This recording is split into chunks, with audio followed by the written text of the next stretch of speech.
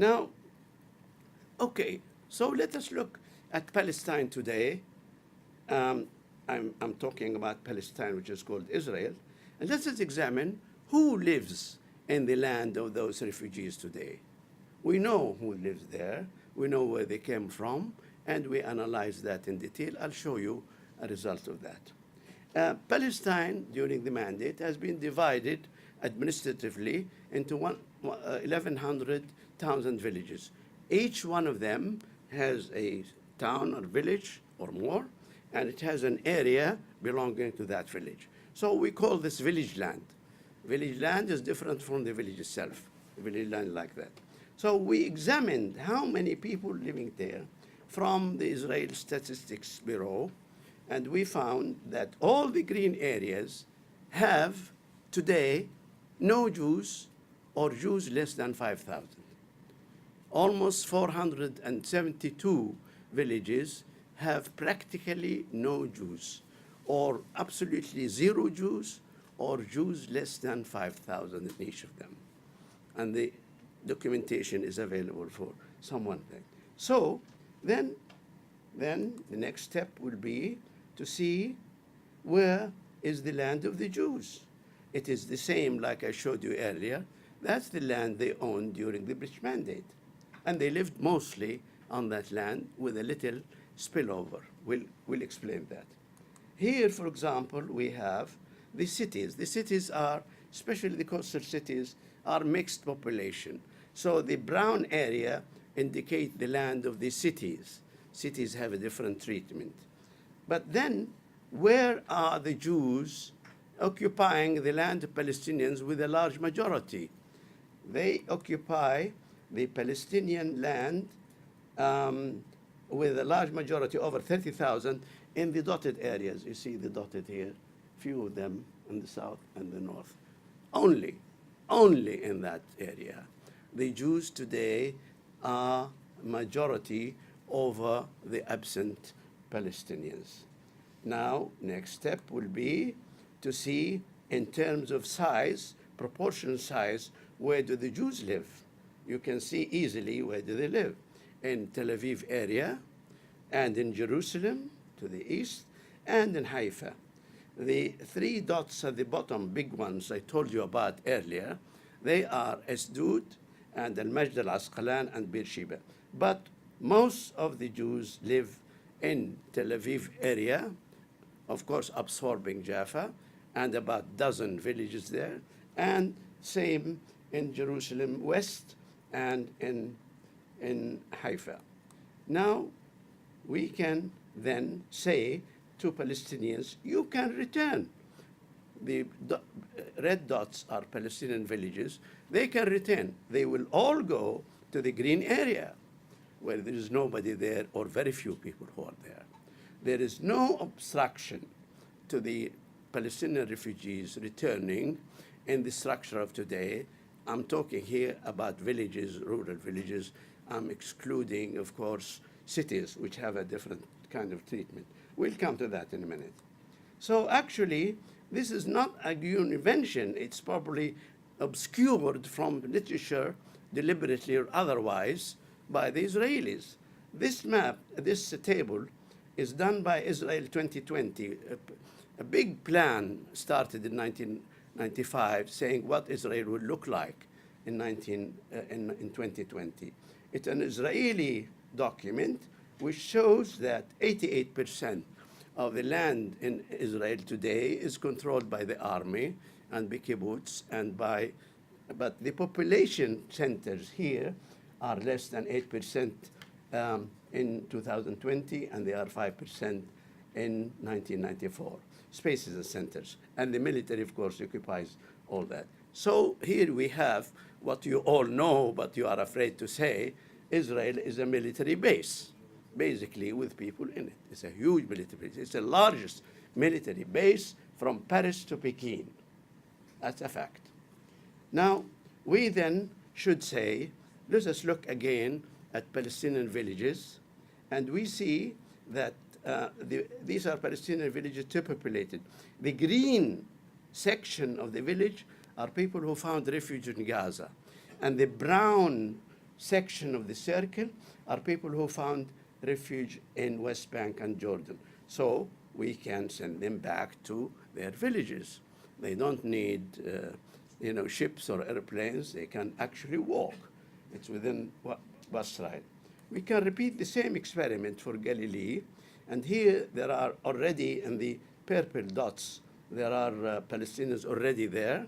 And if we bring the refugees back, they will add only a small thing. There are half the population in Galilee is Palestinian anyway, and those who come from Syria and Lebanon will hardly add to the whole picture.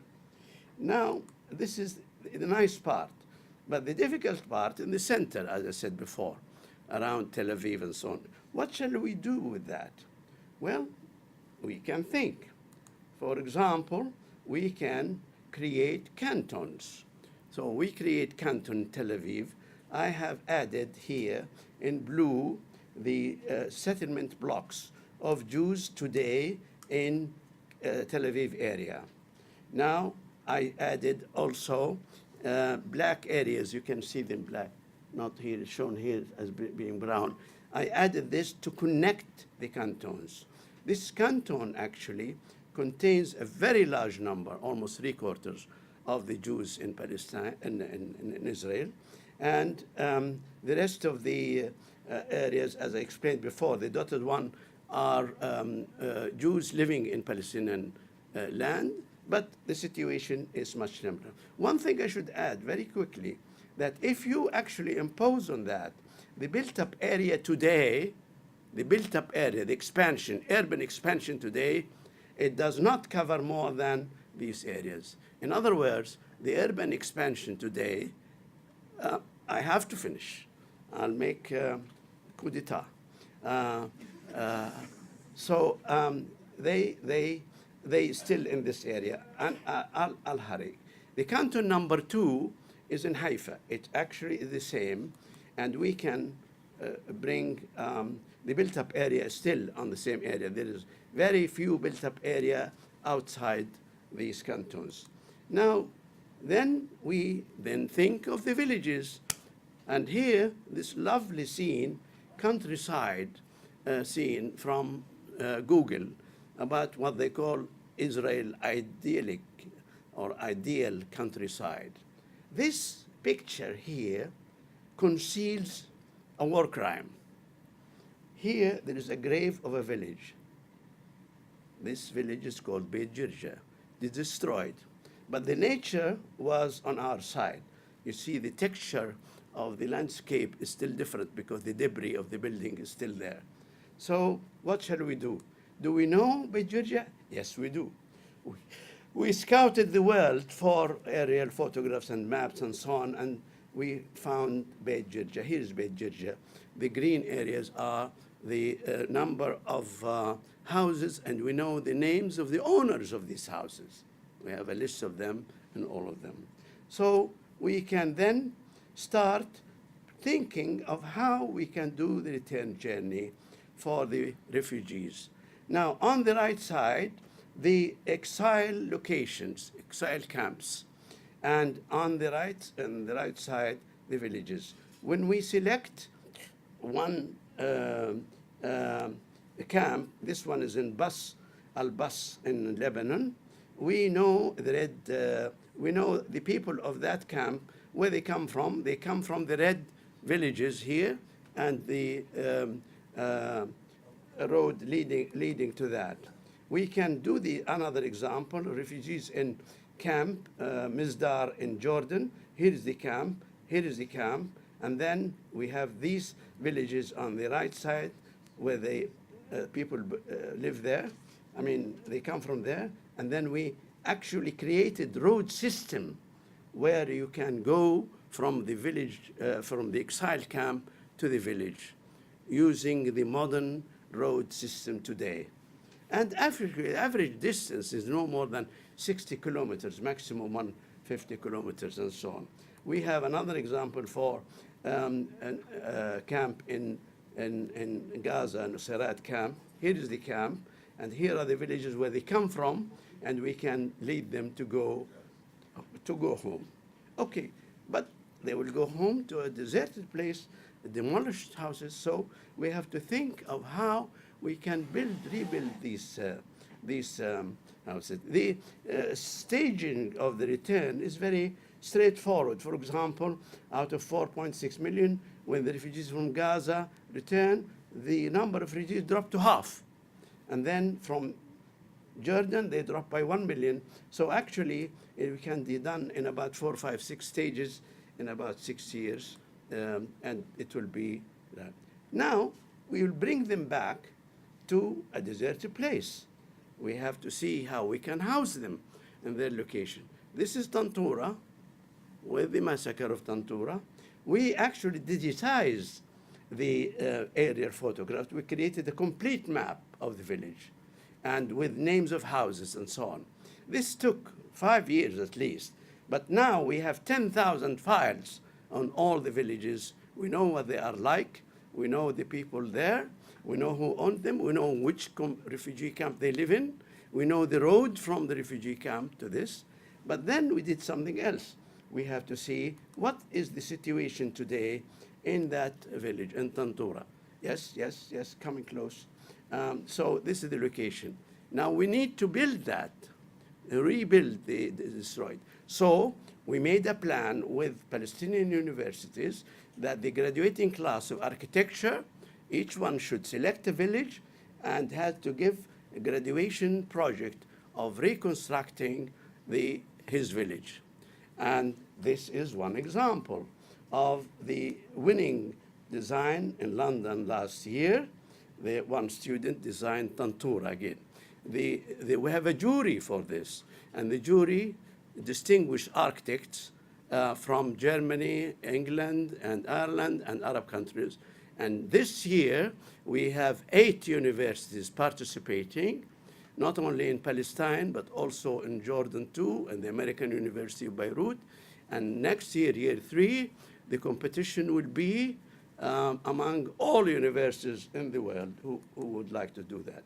Second example of Colonia in Jerusalem district. Here is the village, and here is the old village. We digitize it, as you can see in the red lines, and then we see what the location today of the village. That's the location of today. Then the young engineers, young architects, Palestinians, designed the new village in this way. This is a winning design, right? And then last one from Herbia, Gaza district.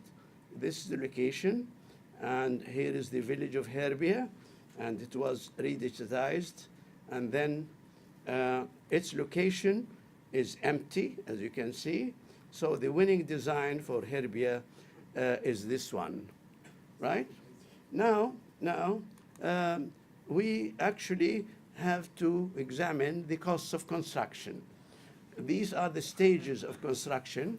How many people are labor required, how much cost is that, and the phases of that, the number of villages in each case.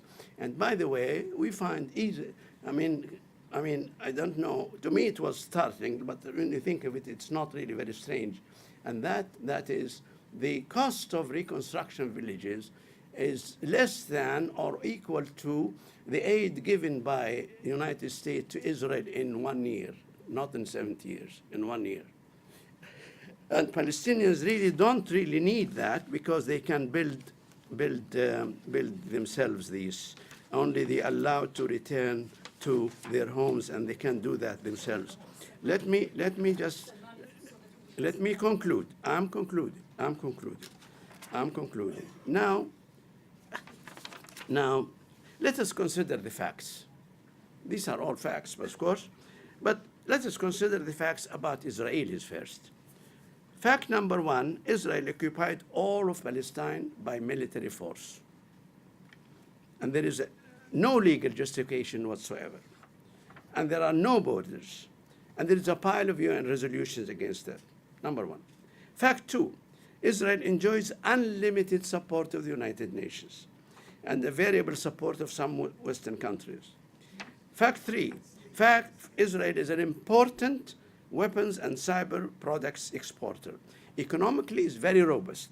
Half of the Israeli companies are listed in New York Stock Exchange.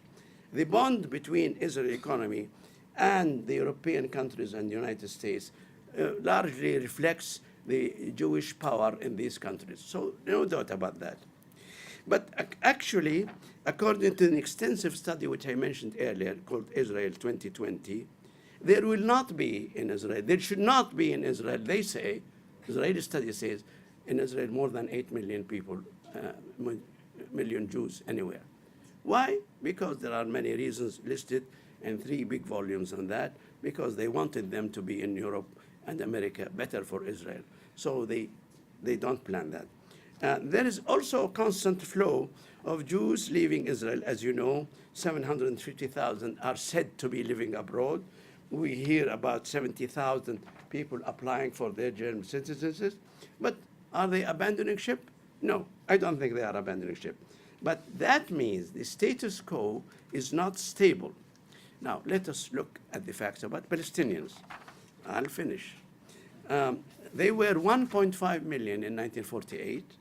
Now they are 13 million. In year 2030, Palestinians will be 18 million. Half of them on Palestine soil, and the other half are on the borders within 100 miles of the border of Palestine. They have no tanks, I'm sure. They have no airplanes. And in Palestine, they are either second-class citizens. We have discussed that. But many Arab regimes today abandon them. Of course, good old friend Trump and cohorts entered the scene as a bull in a china shop, and they destroyed international law. It doesn't look very pretty. But, here is the but. They have been in constant state of struggle for 100 years since the infamous Balfour Declaration.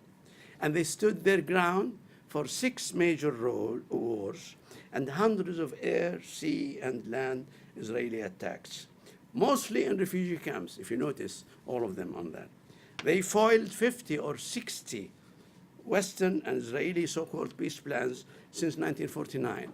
All these plans are aimed to do one thing: let us resettle the Palestinians anywhere in the world except in their countries. But they have 170 UN members on their side, and the growing number of young people in the West actually on their side.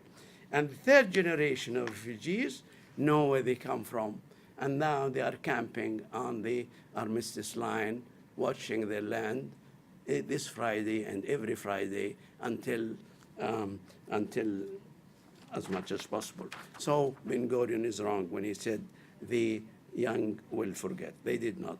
But in the last 100 years, I want to remind you, more of you as scholars, I would like anyone to challenge me on this point. Not one oppressive regime survived in the last 100 years. Nazism, fascism, formal communism, European colonialism in all Asia, in all Africa, institutionalized discrimination, apartheid, all gone, except in Israel. And there are no moral or legal or geographic or demographic or economic or logistic reason why Palestinians cannot return. But the Israel racist and apartheid policy, and it must be abolished.